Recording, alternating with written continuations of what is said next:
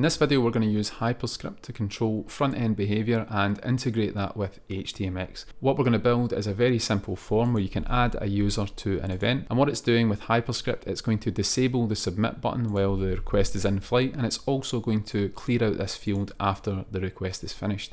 We can very easily use Hyperscript for these client-side behaviors, and we're also going to tie that in with fetch requests to disable the submit button if the number of attendees at an event has reached its capacity. So let's dive in and we're going to see how to build that in this video. So we have here a very simple Django project. It contains a base template that imports Hyperscript and HTMX, and it contains a single view, the index view, which we're going to modify throughout this video. Now we're creating an event subscription service, so what I'm going to do is quickly create some models, and we're going to create a form for this video. So let's start by creating the models. I'm going to paste this code in here. Two classes, an event class and an event user class. The event class is very simple. It contains the name of the event as well as a number of places. That's an integer field that defines the maximum number of people that can attend this event. And we also have an event user model here below. That contains the name of the user as well as the event. That's a foreign key to the event object. So now that we have the models, we can run the make migrations command, and that will create these in the migrations folder, and then we can run the migrate command. Now when we've done this, we're going to create a very simple form in Django, and that's going to contain one single field, the name of the user that we're going to add to an event. So that's a forms.car field, and that's all we need for this form at the moment. Now as I mentioned, we have a single view called index. What we're going to do to start with is create an event and return that within the context, along with the form that we've just created. So let's create an event using the event.objects.getOrCreate method. And we need to import our models from the models.py file at the top, and the event requires a name, so I'm going to give this event the name Primavera Sound, and it also requires a number of places, which we're going to set equal to 3. Now in Django, the getOrCreate method returns a tuple. We only are interested in the first element of that tuple, which is the object itself, so we'll index in at 0, and then we're going to add this event to our context with a key name of event. Now we also want to add the form that we've just created to the context, so we're going to instantiate the event form that we need to import, and we'll import that at the top above the models, and that will give us access to this form within the template. Now the template that's rendered by this view is index.html, so let's go to that template just now. Currently it just says hello, as you can see on the browser. What we're going to do is modify this to display the form. And before we move on, let's quickly go to settings.py, and you can see that I've got Django widget tweaks added to installed apps. We're going to use that to render out the form fields in this video. So what we need to do, in the index.html file, we're going to load the widget tweaks tags, and within the content block we're going to add some very basic code. We're going to display the name of the event using an h1 tag, and then we're going to create a div with the ID of submit form, which will include a partial containing our form. So let's go to the partials directory in our templates folder, and there's a form.html file. This is where we'll create this form now. Now this is just setup code, so I'm going to quickly paste this in here so we can get to the Hyperscript stuff. Basically this is a form element. We add the tag for the CSRF token for security purposes, and we're using the widget tweaks render field tag here. And here we reference the form that's in the context. We added that to the context here on line 9. That's an instance of the event form class, which has a name field, as you can see in the forms.py file here. So we're rendering out that field, and we're giving the field an ID of username and a placeholder add a user. Below the field we have a submit button, and then here we have a statement saying if there's any errors not attached to a field, in other words they're attached to the whole class,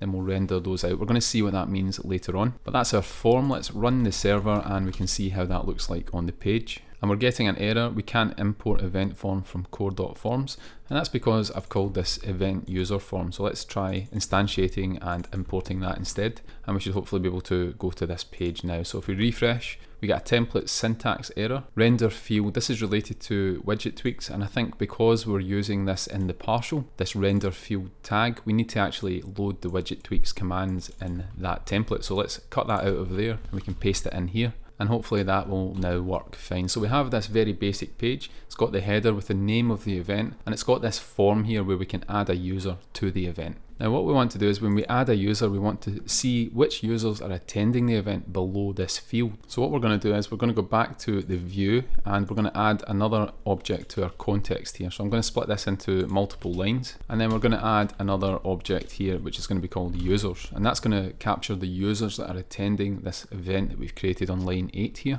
and it's going to be equal to event.users.all.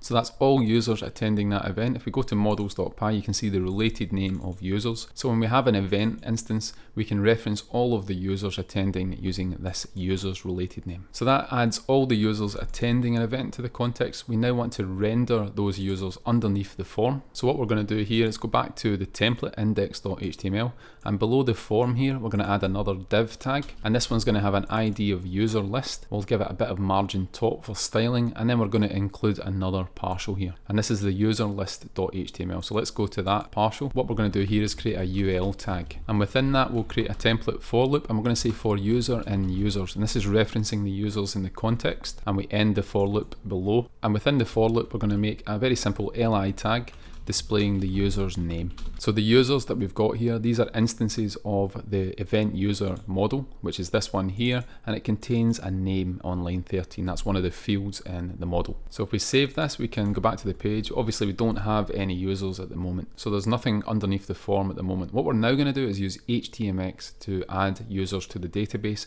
for this particular event. So we're going to go to the form.html template, which is this one here containing the form element, and to that form element we're going to add some HTMX attributes such as hxPost, and this is going to determine that we're going to send a post request when the form is submitted, and the value of hxPost is the URL we want to send the request to. So we're going to specify a named URL of index, and you can see in the urls.py file we have that index URL which links up to the index view. So when we submit the form with this submit button, it's going to send the request to that view, and what we want to do is we want to add that user to the database, and we want to replace the list of users below with the new list containing the new user. So that means our target is going to be the list of users below the form. So let's add an hx target here, and we're going to set this equal to the element with the ID of user list. If we go back to the parent template, you can see it's this div here, and in that div we include a partial containing all our users. So when we add the new user, that will go to the database, we'll fetch them back from the database and replace the content within this div with the ID of user list. So we've got the setup for the post request and the templates.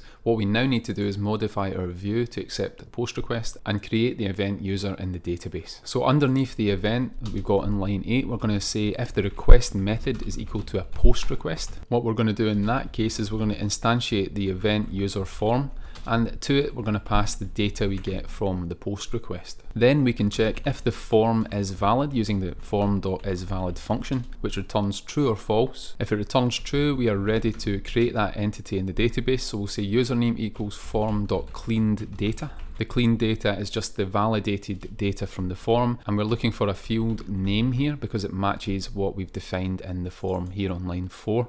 So we get the name that's been submitted and validated, and then at this stage we will call the event user model.objects.create, and to that we'll pass the new username that we've got, and we'll also pass the event that this is attached to, which is the event we're creating on line 8. Of course, in a real system we wouldn't hard code it like this. We would have a list of events in our database as well, but we're just going to keep this simple for this video. And once we've associated this new user with the event, we're going to define a context dictionary, and we're going to say that the users here are equal to this event.users.all function. So once we've added the new user and linked it to that event, we will then fetch all of the users associated with that event, and we're going to return the partial containing all of those users in a list. So let's now go back to the view, and we're going to return underneath that the partial containing the user list. And remember, as we defined in the form, the target for the HTMX response is the user list. So we're going to return this template here, and we're filling the context with all the users, including this new one. So let's go back to our page now, and we're going to test this out. If we refresh and we try to add a user here, we should see now that the user appears below the event. But one thing to notice is when we add a user, we don't remove the text from the field. That's something we're going to use Hyperscript for in just a minute. And there's one other problem here that I'm going to demonstrate just now.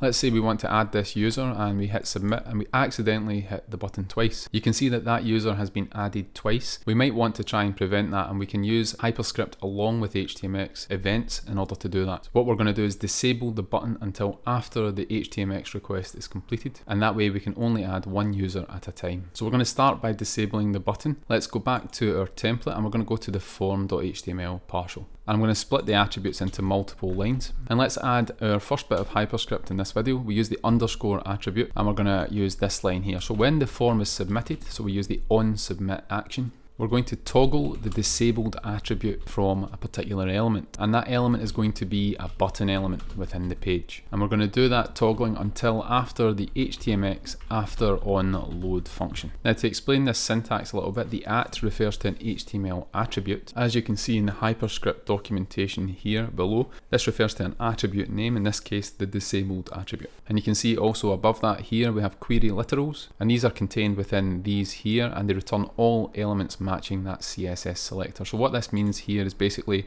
we're toggling the disabled attribute on any button within the page. Now, we only have one button, but if you wanted to get specific you could reference an ID here. But this line of code should hopefully toggle the disabled until after the request is finished, and then it will re-enable that button. So let's test this out, and we're going to go back to the page and refresh here. If I add a user, you should see a tiny delay there, and we submit that user. Let's add a synthetic delay on our Django view so we can actually see this in action. So let's go back to the views.py file, and we're going to import the time module. So right at the top here we'll just import time, and under the line that checks whether this is a post request, we're going to add a call to time.sleep for 1 second. So let's go back to our page now, and if we try and add a user, we should now see that the submit button is disabled while that request is in flight, but after the request is finished, the submit button is re-enabled. Now, HTMX has multiple events built in. This one here is the one we're using. It's the after onload event, and as you can see, that event is triggered after an AJAX function has finished the onload function. And HTMX has other functions such as after request that you might want to use instead. You can have a look through this page, I'll link it below the video. If we go back to our page here, let's add another user. You can see the effect of this. It disables the button and it re-enables it, and this is all interactive. It's well tied in with HTMX, and it allows you to build these bits of behavior on your front end. So the next goal for this video, when we submit a new user to the event,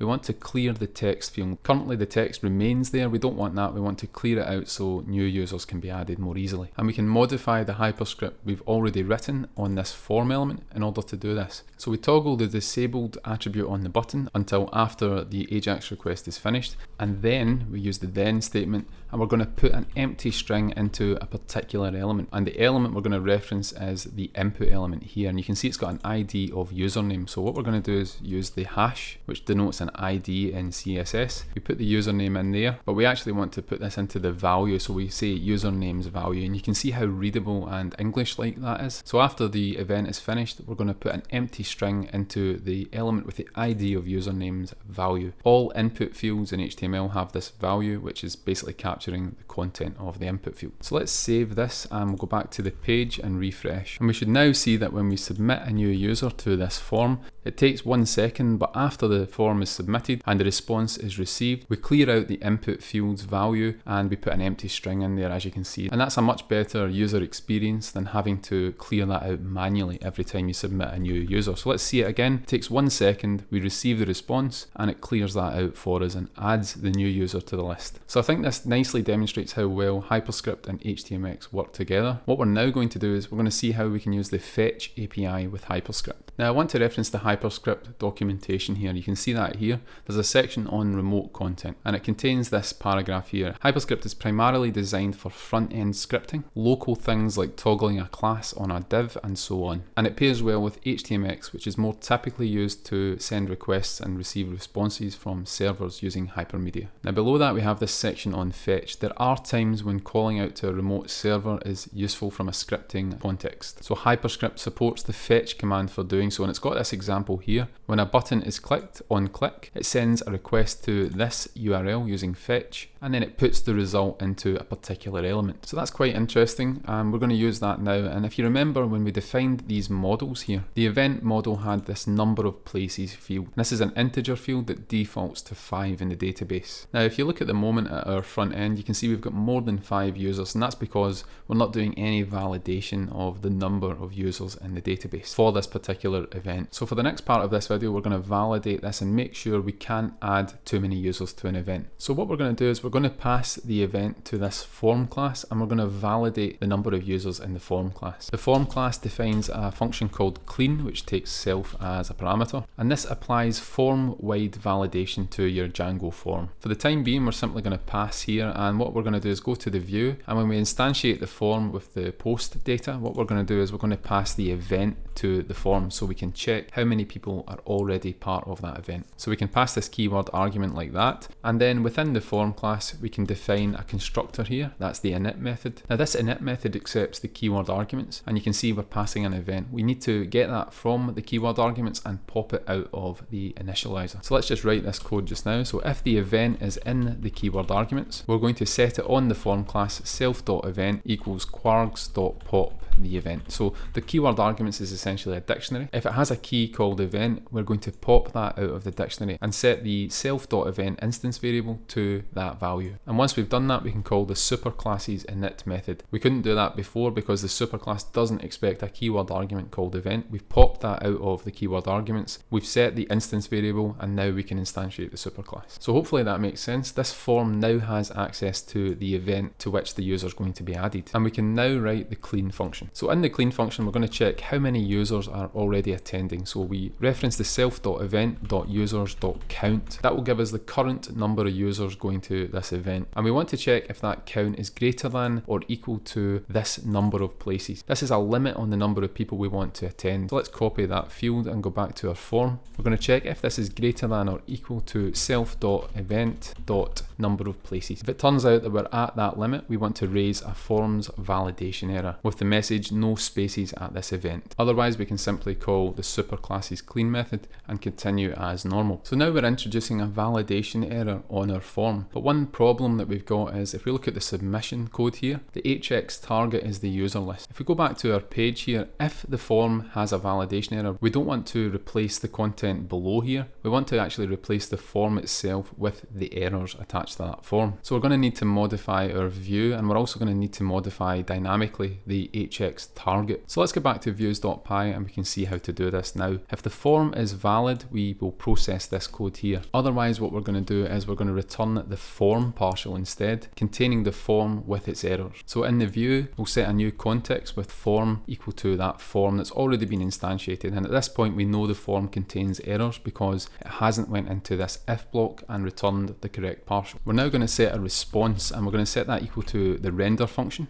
Pass to that the request, and this time we're going to pass the partial of the form.html, and we'll attach the context to that containing this form that contains the errors associated with the form. Now, because we're going to return the form with the errors, we need to change the hx target, and what we want to change that to is this particular ID here with the ID of submit form. This includes the partial with the form. So how can we use Django's views to change the target? So it turns out HTMX has some response headers, and one of them is this hx retarget. If you set this HTTP header, it can change the target that you're returning that to on the front end. So let's add this HTTP header to our response. Let's go back to the view. Now we have the response on line 22. What we're going to do is set a header of hx retarget, and we're going to set that equal to the new element we want to be the target of the response. And that element is going to be, as I said, the submit form. So if we go back to views.py and we set an ID of submit form here, that's going to be our new target. And finally, we can return the response. So let's now go back to the page and we can hopefully see this in action. If I refresh the page and we try and add a new user,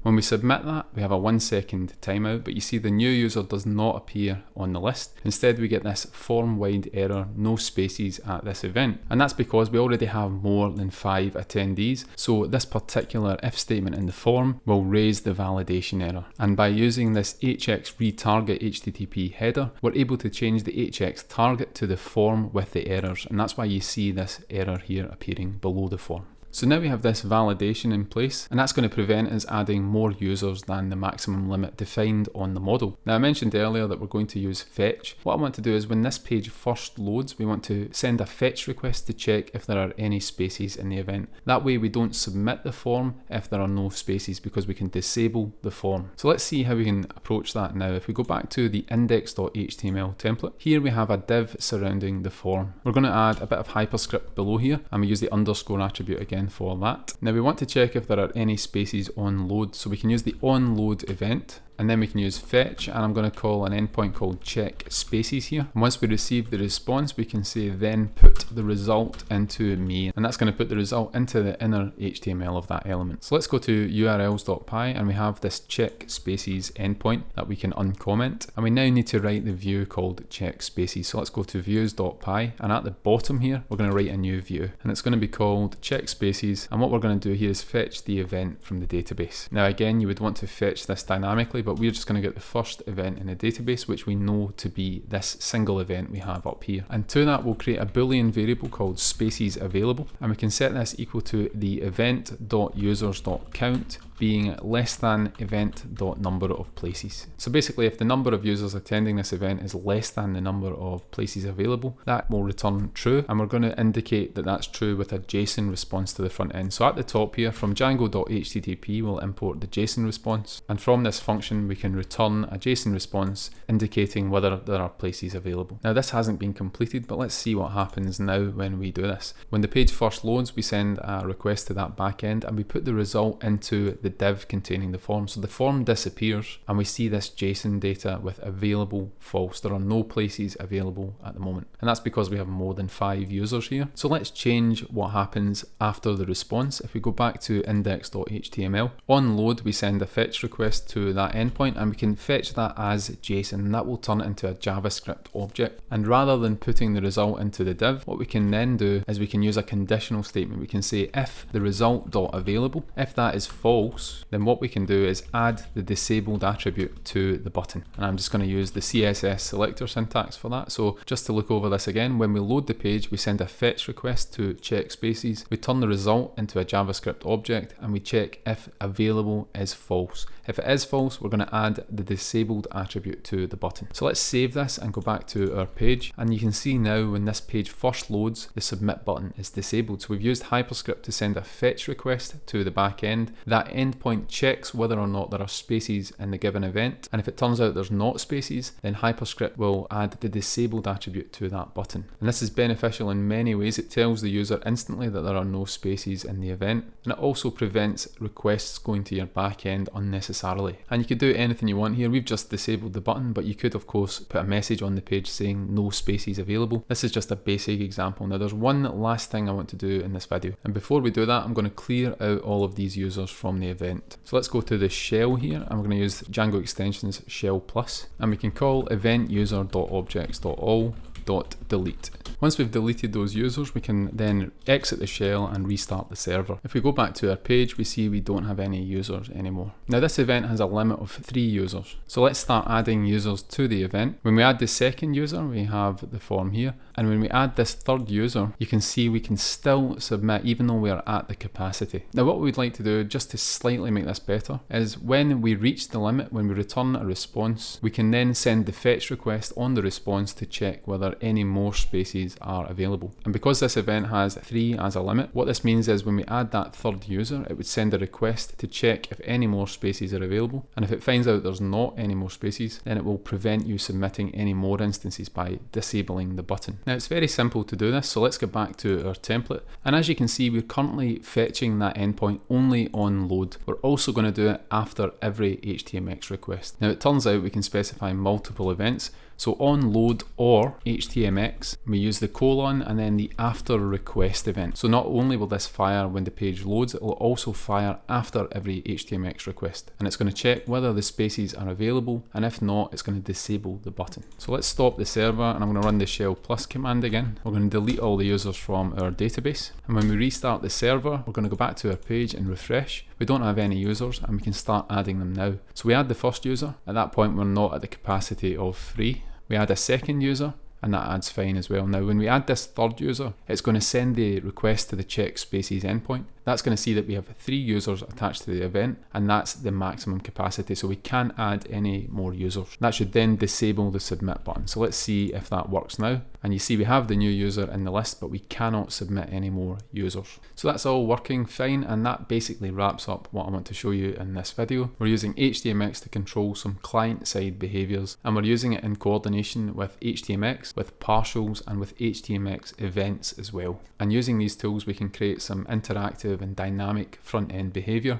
And it's much simpler, in my opinion, than using React or Vue.js for these simple types of effects. Now, there are other optimizations we could even make here. For example, when we add a new user to this list, if we go to our view, you can see that this actually fetches all of the users from the database again with this line here. What we can simply do is, if the user has been added to the database, we could even return a 200 OK response to that. And then instead of enumerating all the database objects, we could simply use Hyperscript to put the new user into this list. So for example, we would add a new user here, we would submit that user, the Django view would create the user object and return a 200 response. And then Hyperscript can take the name of the user and add it to this list. And that can all happen without requiring another database call. Just another example of what you can use Hyperscript for. If you're interested in more videos on this topic, let me know. Thank you for watching. If you've enjoyed, please subscribe to the channel and like the video, and we'll see you in the next video.